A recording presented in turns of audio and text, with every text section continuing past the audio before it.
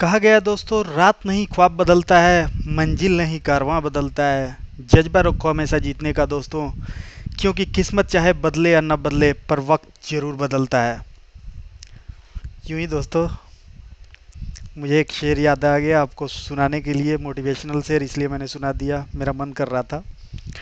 कोई बात नहीं, चलते हैं अब वीडियो की ओर। और आप देख रहे हैं हमारे डेस्कटॉप पर ये डेटा वन, डेटा टू और डेटा थ्री, तीन एक्सेल सीट है। इन तीनों एक्सेल फाइल है एक्चुअली, और तीनों एक्सेल फाइल में एक एक एक्सेल सीट है। उस तीनों शीट को एक साथ हमें एक फाइल में अलग अलग शीट में कन्वर्ट करना है, यानी एक्सेल सीट को राइट करना है। ठीक है, चलिए मैं आपको ओपन करके दिखा दे रहा हूँ इसमें डेटा वन में क्या अवेलेबल है।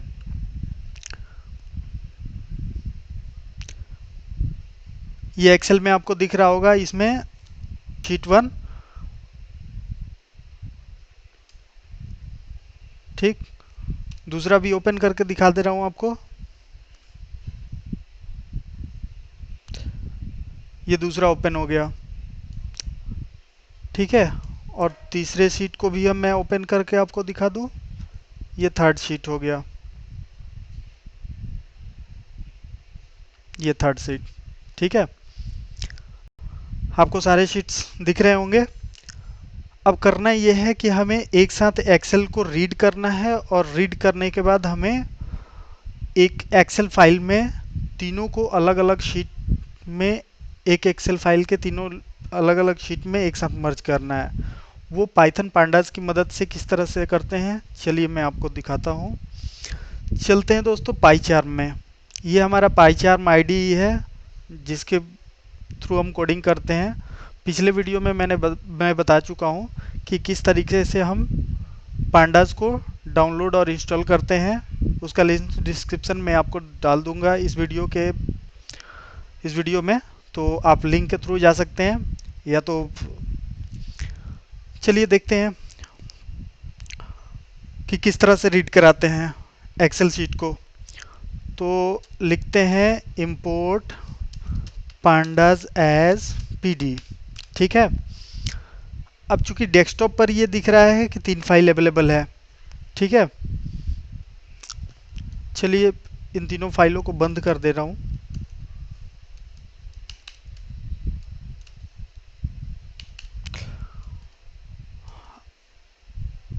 वो आप लोगों को दिखाने के लिए मैंने सिर्फ कर रखा था।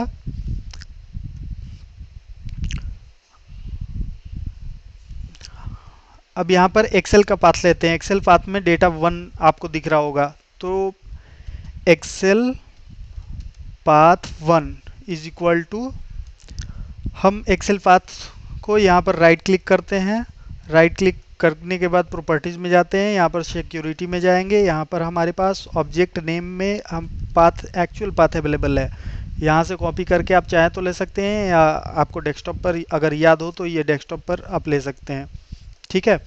यूजर से पहले और बाद में एक स्लैश लगाते हैं, एक एक स्लैश, ये डबल स्लैश होना आवश्यक हो जाता है, ये विंडोज 10 है इसलिए, ठीक है।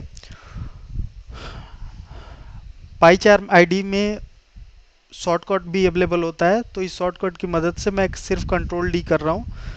दो बार किया मैंने, देखिए आप, सेम टू सेम ऊपर का कॉपी हो गया, ठीक है। जिस तरह से एक्सेल में कंट्रोल डी काम करता है, इसमें भी उसी तरह से काम कर रहा है कंट्रोल डी। तो मैं क्या कर रहा हूँ कि यहाँ पर वन की जगह पर टू पाथ कर रहा हूँ, और यहाँ पर थ्री।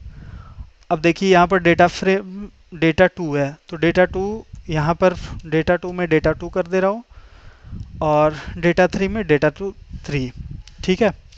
अब एक्सेल को रीड कैसे कराएंगे, एक्सेल में आते हैं। यहाँ पर हम data frame one is equal to P D dot read Excel, और एक्सेल को रीड कराने के लिए हम करते हैं एक्सेल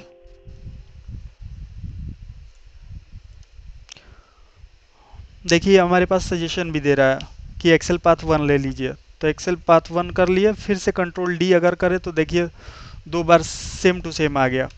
यहाँ पर हमने 2 लिखा, यहाँ पर 3 हो गया। देखिए साथ के साथ पाई चार्म का बेनिफिट भी मिल रहा है हमें। और यहाँ पर 2 और नीचे वाले में हम लोगों ने 3 कर, ठीक है। अब एक्सेल को रीड कराना है तो हम प्रिंट करा के डेटा फ्रेम 1 को रीड कर लेते हैं। रीड करने के लिए आप देख सकते हैं सामने डेटा फ्रेम 1 रीड हो रहा है। डेटा फ्रेम 2 चाहें तो 2 को भी रीड करा सकते हैं, और 3 को चाहें तो 3 को भी रीड करा सकते हैं। चलिए मैं शॉर्टकट नहीं अपनाऊंगा, नहीं तो समझ में नहीं आएगा। डेटा फ्रेम 3 यहाँ से मैं रन कर रहा हूँ। देखिए यहाँ पर अब डेटा फ्रेम 3 भी रीड कर रहा है। अब इन तीनों को एक साथ एक फाइल में हम कैसे मर्ज करें, इसके लिए सबसे पहले एक डिक्शनरी बनाते हैं डेटा फ्रेम्स के नाम से। Data frames equal to DFS मैंने बनाया। डिक्शनरी में मैंने लिखा यहाँ पर डेटा 1 इज इक्वल टू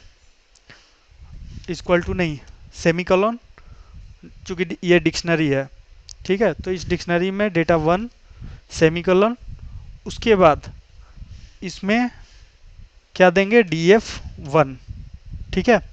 और यहाँ से मैं कॉपी कर ले रहा हूँ, बार बार लिखने के बजाय टाइम ज़्यादा कंज्यूमिंग होगा, तो सेम टू सेम मैं डालने के लिए मैं कॉपी पेस्ट कर दे रहा हूँ।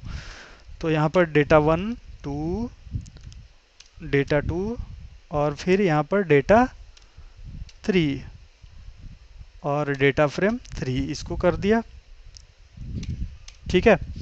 अब यहाँ पर लिखते हैं writer is equal to PD dot Excel writer, ठीक है। अब ये पास लेते हैं आउटपुट के लिए।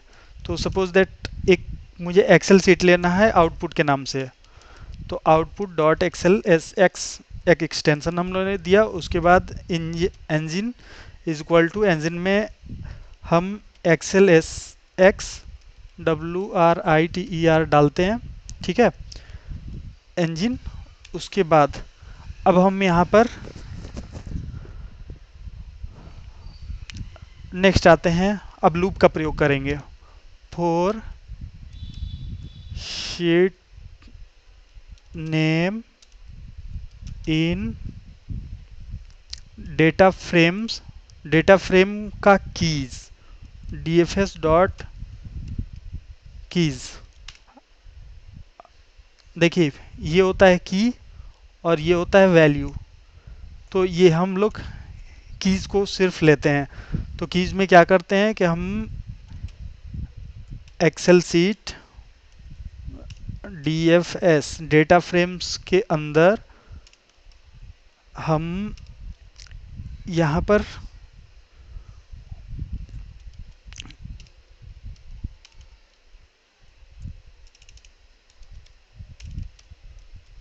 शीट नेम लेते हैं। Sheet name is equal to नहीं, डॉट टू एक्सेल। देखिए ये सजेशन भी दे रहा है।